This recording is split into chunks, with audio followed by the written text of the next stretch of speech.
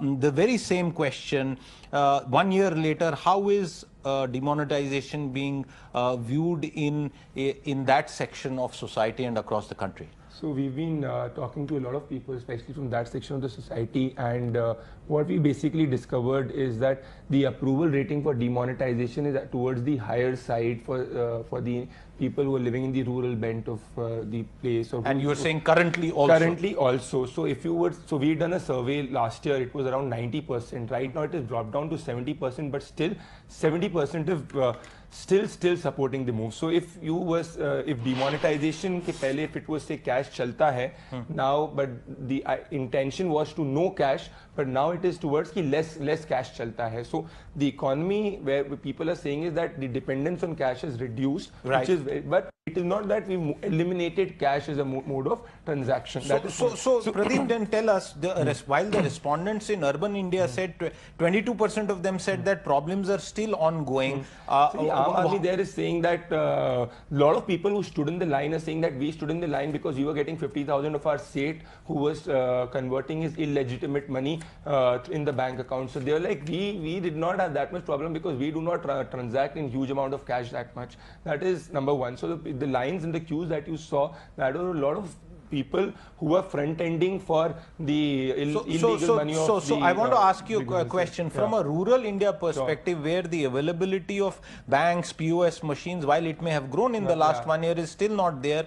In fact, we asked another question which will play out that slide. Is remonetization complete? 55% of the respondents, again in urban India, in the respondents, said they no longer face problems with respect to cash availability. Surprisingly, 45% did not agree with that. What about the same question? Yeah, Pankaj. I'll take that. So I was also surprised. You used the very right term, Sid, 45%. I asked the same question when I saw the survey last night. It's more a function of what I was told by a colleague who was working on this. It's more a function of change. That 45% who are saying that they still face money problems, there is enough liquidity in the market. So people have 2,000 rupee notes.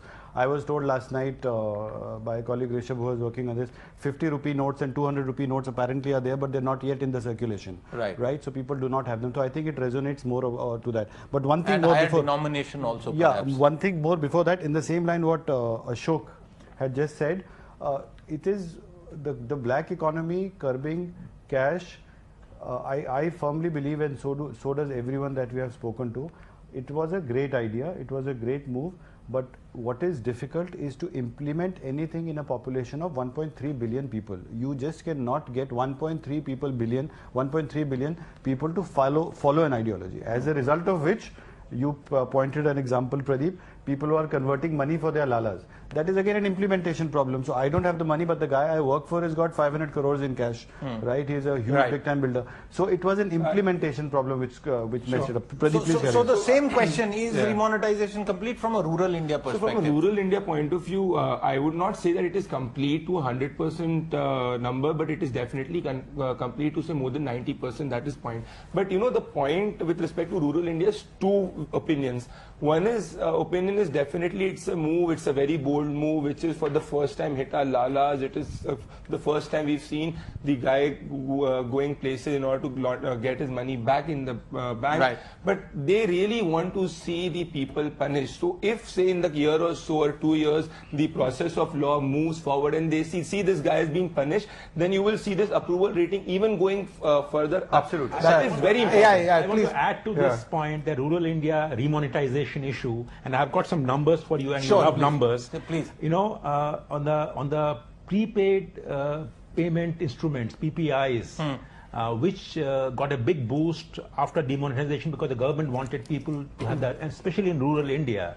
And that figure is, I've got the numbers here. It says that the growth of PPI transactions increased by 171% in 2016-17 compared to the growth of 128% previous year, which means earlier, as it is, it was growing, but it grew at a faster pace in 16-17, and that growth if you take the August compared to last October continues to grow at a slower pace, but it is 70%.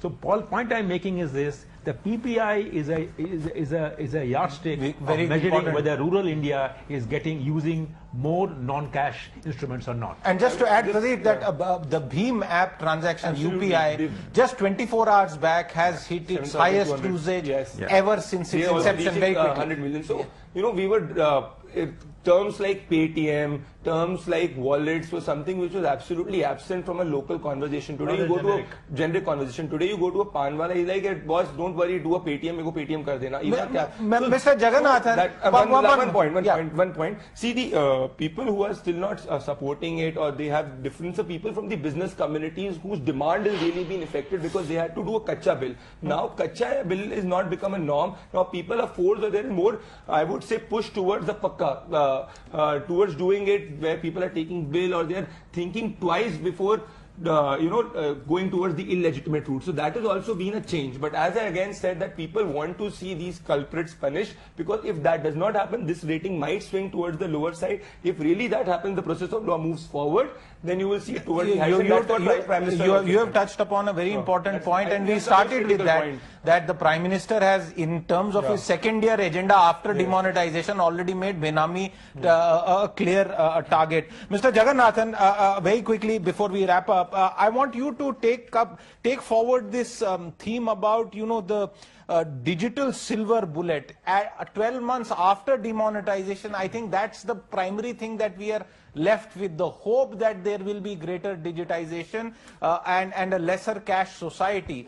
Now, do we need to sort of, are we sort of giving it too much importance in terms of the digitization? And should the markets and economy participants focus more on what the Prime Minister will do next, which is the anti-Benami property drive?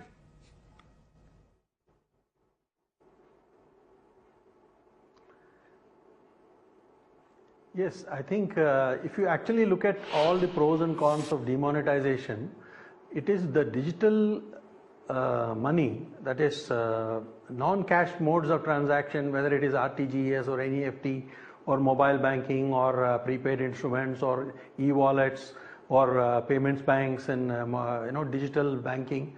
I think it is that is going to stand out as the tremendous fallout nudged by demonetization.